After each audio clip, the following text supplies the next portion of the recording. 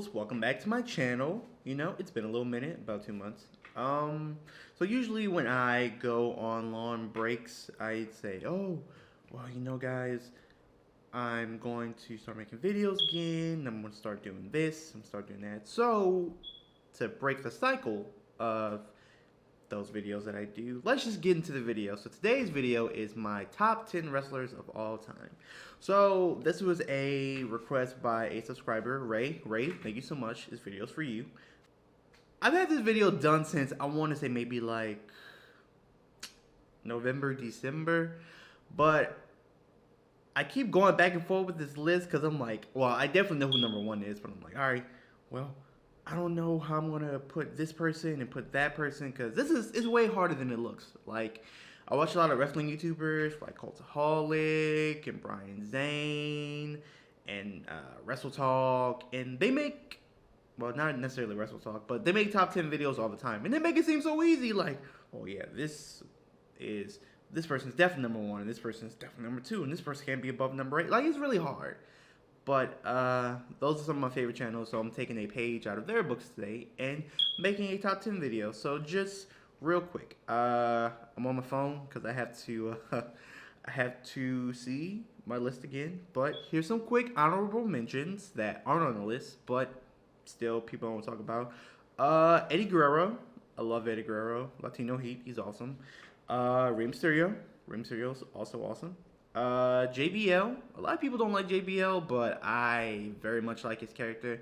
The fact that he thinks that he's a wrestling god, I think that's pretty cool. I never really heard anybody say that when I started watching wrestling, so I thought that was cool. Velveteen Dream. Velveteen Dream's kind of new, but I definitely see him as the future of the WWE. He's so good. When a lot of people complain about wrestlers not having characters and everybody's just doing flippy stuff or it just being like real like wrestling based and stuff like that, Velveteen Dream has character and he can wrestle, so I cannot wait to see where his career takes him because he's awesome, man. I love Velveteen Dream. Macho Man Randy Savage. Macho Man's pretty cool. I'm not big on the like the boomer wrestling, like the Hulk Hogan's and Ric Flair's and Junkyard Dog and Roddy Piper. Boy, one character that's always stuck out to me was Macho Man Randy Savage. I love Macho Man. Just like he's good in the ring, he's good on the microphone. He just oozes all this personality. It's wild. Edge. Edge recently came back to wrestling, which is awesome. I was actually there live. I don't have video of it, but my brother does. But I've always liked Edge. He's not like my favorite of like the attitude, ruthless aggression wrestlers, but he's always been good. I mean, during his later years, he really came into his own character because for most of his career, he was known as a tag team wrestler. But once he broke off from Christian and he won the Money in the Bank and then he won the title, that's when you really saw Edge like as this guy, and it's really cool. And my last honorable mention, The Rock. Okay, so I know most people will put The Rock in their top 10, and I'm not gonna lie to you, I had him in mind for a really long time, but I don't know, man, it's weird because I have real mixed feelings on The Rock because I like The Rock as a wrestler, but I feel like Dwayne Johnson is a much bigger star, and he's been going from wrestling for a while. I actually talked to him in person one time, and I was telling him, like, yeah, I don't really care for Dwayne Johnson. I liked him better when he was a wrestler. And it's like, wow, Dwayne Johnson was a wrestler? And I'm like, yeah. She's like, no, you're joking. And I'm like, no, yeah, he was a wrestler before he was an action star. But I just don't like when he comes back to wrestling and he's like shilling some movie thing or whatever. Like, it's really trash. I don't really care for that. But those were all my honorable mentions. Now to the video. Number 10, Randy Orton. I was a kid when Randy Orton first came into the WWE, and I basically watched his whole career, like from its infancy all the way till now.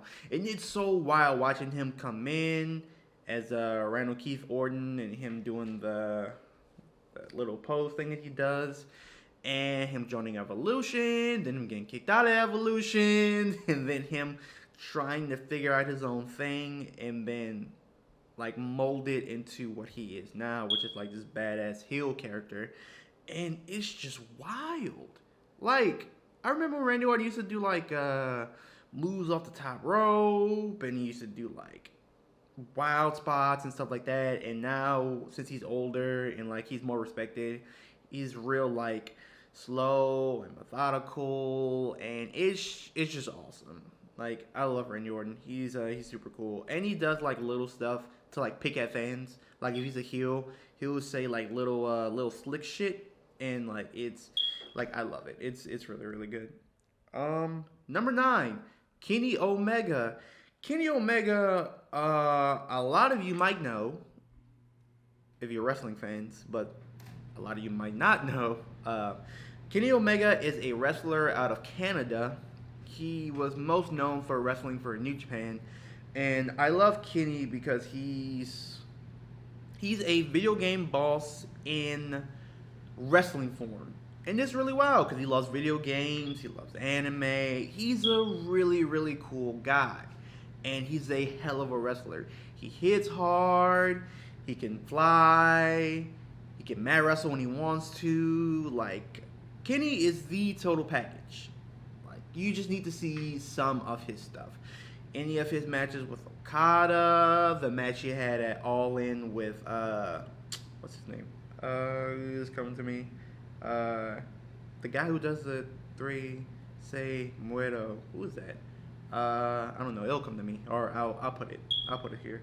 But that match is really good. And then Chris Jericho came out in the end and attacked him and stuff like that. But if you guys want something that's not WWE and you're looking for something that's really exciting, Kenny no longer wrestles for New Japan. He now wrestles for AEW, which is another wrestling promotion in America, which I think you guys should go watch because WWE's been kind of tripping lately, and I don't really think they deserve the views. But, that's neither here nor there. Kenny Omega. Kenny Omega's awesome. Okay. Number 8, John Cena. John Cena, also like Randy Orton, I've been watching since he came to the WWE.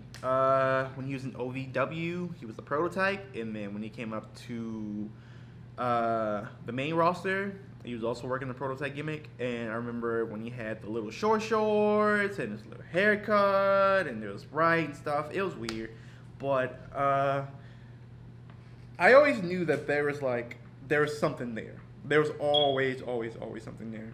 And it's weird to like see him transition through the years, for him to come in as a prototype and then turn into the Doctor of Thugonomics, the white rapper gimmick, which is interesting, but it was very entertaining, and that's when he really got over with the fans. And then for him to go from the Doctor of Thugonomics to Super Cena, and that was weird. But as much as wrestling fans dislike John Cena for him being the Doctor of Thugonomics and then going into his Super Cena persona, I very much respect John Cena. John Cena reminds me a lot of... I hate to talk about him because he's racist and he's a weirdo, but Hulk Hogan, right? Hulk Hogan was like the big wrestler in the 80s, the 90s, and basically like the wrestling world was all on his back, and that's why stuff would blow up. I feel like John Cena is the modern day Hulk Hogan, but he wrestles better, he's not racist, and he's just a better person overall, even though he still has some of the same tendencies as Hulk Hogan, like politicking to make him win matches, not one putting anybody over, but those are very minute, and I can get over that. But it's weird to see him transition to Hollywood. He's taking the same route that Dwayne Johnson took, but it's very like I'm okay with it because John Cena has been wrestling for 15, 16 years, something like that. like on a consistent basis, and I really appreciate that. So whatever he's in, I'll go and watch. But John Cena, definitely awesome, and he is at my number 8 spot. Number 7, Shawn Michaels. Shawn Michaels, the Heartbreak Kid. He's just a sexy Kurt. He'll make your ankle hurt. You're a good noodle if you got that reference. But Shawn Michaels, I was a baby when Shawn Michaels was wrestling. I remember not super vividly, but my first wrestling match I ever saw, I believe, was Shawn Michaels versus Undertaker in the first Hell in a Cell match. I want to say that's the first match I remember watching, and I was like little. But Shawn Michaels is such a good performer. Like, he's good on the mic. He's a great wrestler. He has a great finishing move. I don't know what much I can say. Okay, well, maybe I like Shawn Michaels more from the 90s, because now that I'm older and I have the WWE Network, I can go back and watch his older stuff. But back in the 90s, Shawn Michaels had a drug problem and an alcohol problem, just problems overall. And he was kind of a douche to work with, but high key, I kind of like that. I kind of find it funny, and like, just the stuff that he would do is just wild. The stuff that you can get away with in the 90s that you can't get away with now, it blows my mind. But he famously lost to Stone Cold Steve Austin at WrestleMania, I want to say 15. That was the one with Mike Tyson. But he lost to Stone Cold, and he lost his title, and then he was gone for a little minute, and then he came back in like the early 2000s, and then he was reborn. You know, he kicked all his habits. You know, he started going to church and stuff like that, and he had his second leg with the company, and then I think that's what a lot of people remember him for. Like, this was the first time, like, when I was a kid, when I remembered Shawn Michaels wrestling, was when he came back for his second run in the WWE. And that run was really good too. Had a lot of good matches with Kurt Angle, Triple H, Ric Flair, Chris Jericho. Just all around, Shawn Michaels is awesome. So I guess no one can say that I don't like anybody from the 90s. So, you know, Shawn Michaels in number 7 spot. Number 6 spot, Triple H. Triple H is, you know, he's the game, and it's time to play him. Triple H also started wrestling back in the 90s. I was also a baby when Triple H was wrestling. But I mainly remember Triple H for his run in the 2000s, late 90s. Made Evolution, and then he got rid of Evolution, then he made DX again, and then that was weird. And then he became, you know, just a asshole, you know, part of the Authority. That was interesting too. But what I remember most from Triple H was how technical he was in the ring. Like, Triple H would do moves and holds that I wouldn't ever see other wrestlers do. Like, I remember he had that match with Booker T at WrestleMania, and he did the, I think the name of the, it's like a figure 4. It's like the Indian Deathlock, or it's the Indian something, but it's kind of like a figure 4, but it's like in a weird angle where one person is laying this way, and then the other person is like laying this way. Like, I don't know, it's really weird. But I always liked him in the ring. He was always really good on the mic. He would, like, out of all the wrestlers that I would see on wrestling, like, every day from time to time, Triple H is the person that I would always, like, stick to. And I'm like, oh, when this guy talks, I listen to what he says, because he's really good. Well, he is the game, and he's that damn good. At the number 5 spot, Bret Hart. Another big surprise. Bret Hart used to be my favorite wrestler for a really, really, really long time. And it's not even like I've seen a lot of Bret Hart matches. I've only seen the matches where our Iron Man match he had with Shawn, his WrestleMania 14 match against Austin. And I believe I saw the Montreal Screwjob, but I see little stuff here and there. But if you want to talk about a technician, Bret Hart is that guy. He is so good. He makes holds, punches, and everything just look like it will kill you. But he's really good at helping out his opponents. Like, he is amazing. He's really good on the mic. Not the best of all the people that are on the list, but he can hold his own on the mic. But he's very, very, very good at wrestling. His whole family's wrestling. Brother Owen Hart passed away. He's a great wrestler. Jim Yavanau Hart, his brother-in-law, also a wrestler, also passed away. His dad ran a wrestling school in Canada called The Dungeon, where a lot of wrestlers came from. Bret Hart is amazing. He's such a good wrestler. If you guys ever get a chance to go and actually watch wrestling matches, please go watch Bret Hart. He's so good in the ring. He's awesome.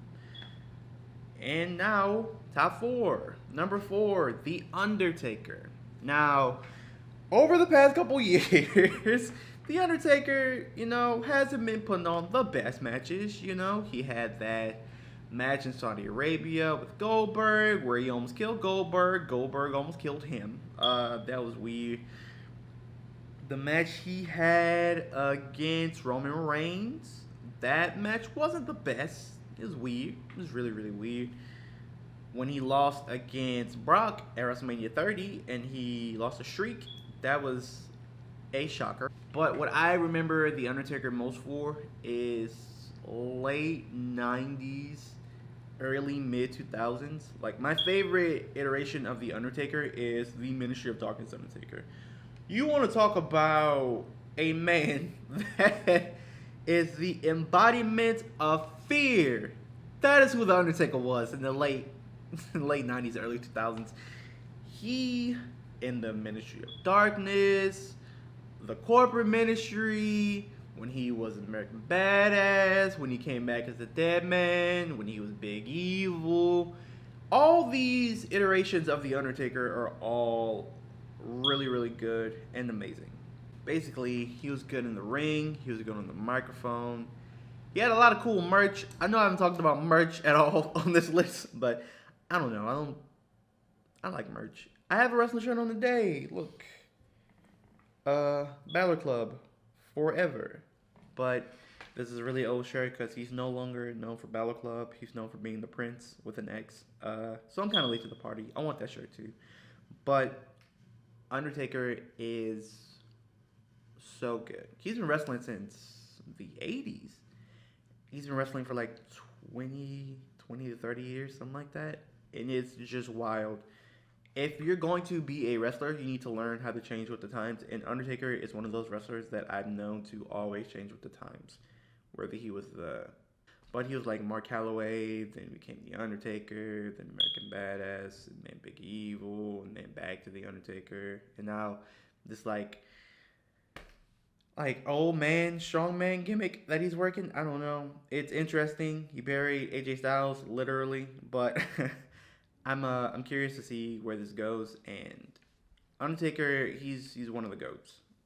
I can't say anything much more about The Undertaker. So, going to number 3, CM Punk. Alright. If I'm being completely honest with you, if I weren't doing wrestlers from, like, all time periods, like, if I was just doing wrestlers from, like, 2007 till now, CM Punk will probably be number 1 on my list. For those who don't know CM Punk, I was also a kid when CM Punk first came to the WWE. They would always show these vignettes of this guy who had a lip ring, he had tattoos, he had wet hair, like all wrestlers. And he would always say, I don't drink, I don't smoke, I don't do drugs. My addiction is wrestling. And I'm like, wow, I can get with this guy because I don't drink, I don't smoke, I don't drink, I don't do drugs. My competition is wrestling. And throughout the weeks, he would come and he would wrestle and he would just demolish people. And I would always see this guy. This guy's good.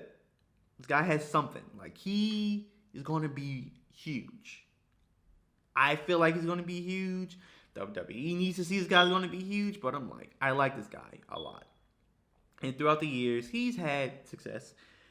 He's been Tag Team Champion, IC Champion, ECW Champion, World Champion, and WWE Champion. But it would always was taken from him because people didn't really see him as the guy. Like, he wasn't a Triple H or Shawn Michaels or an Undertaker type guy. So because they couldn't see him like that, they would always take the title off of him. But that all changed when he dropped the pipe bomb. CM Punk aired his grievances with the company, which I wish everyone would do with their jobs. That would be amazing. He basically sat on the stage for about 5 minutes and he just aired his grievances with the WWE, saying that they wouldn't push him, that he's leaving with the title, he's going to go wrestle in New Japan, management didn't believe in him, the fans didn't believe in him, they wouldn't get him merch, so much stuff. And that was like the thing that sparked him into being the top guy.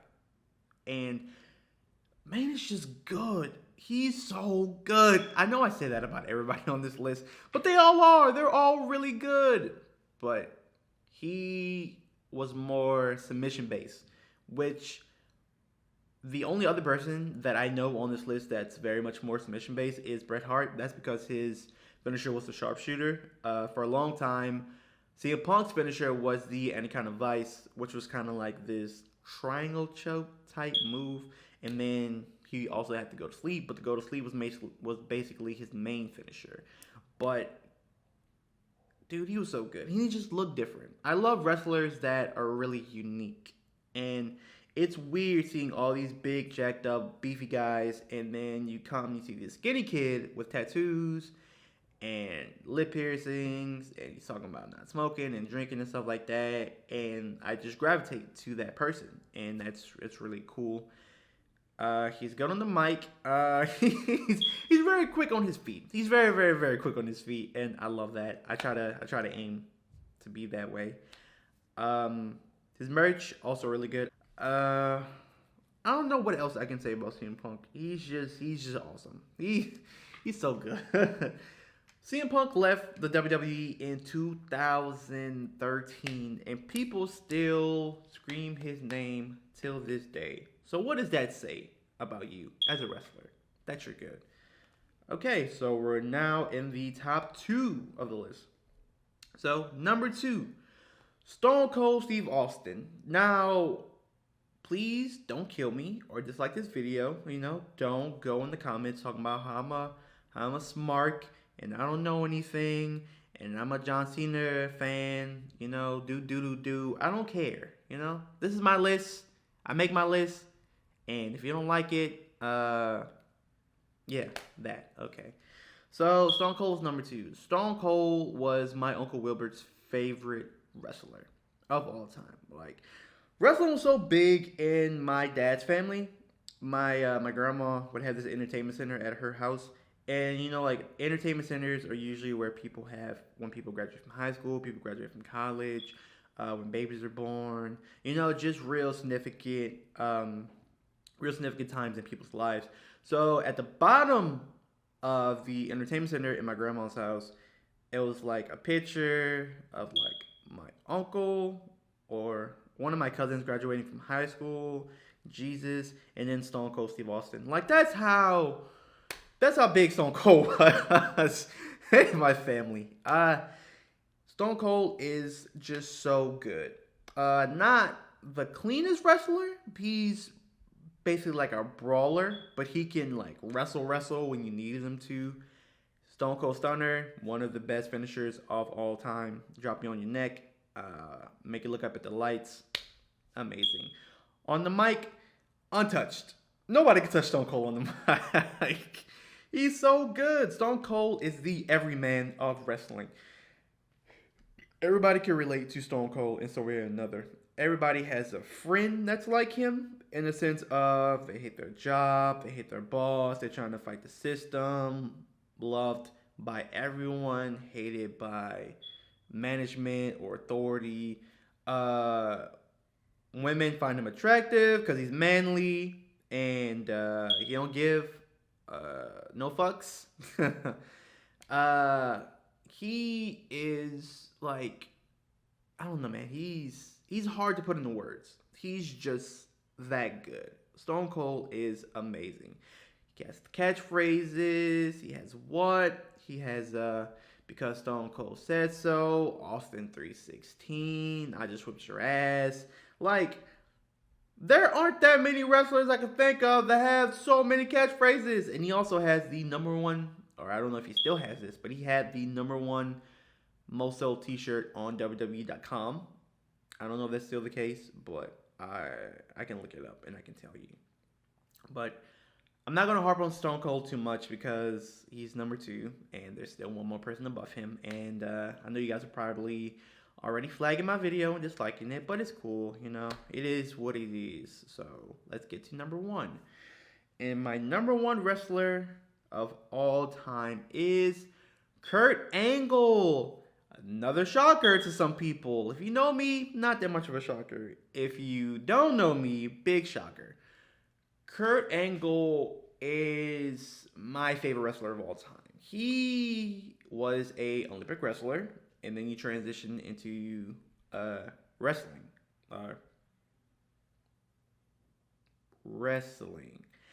And Kurt Angle, when I first saw him on TV, again, just like with CM Punk, this guy is really different. I mean, he was still bulky like wrestlers were at the time, but just listen to him talk. He sounded real articulate, and not like me, clearly. He sounded real articulate, and he was just the worst. Talk about how he's better than everybody, and everyone sucks. Like, I'm just like, yo, whose man's is this? Whose man's is this? But he would back it up in the ring. Great wrestler. Awesome.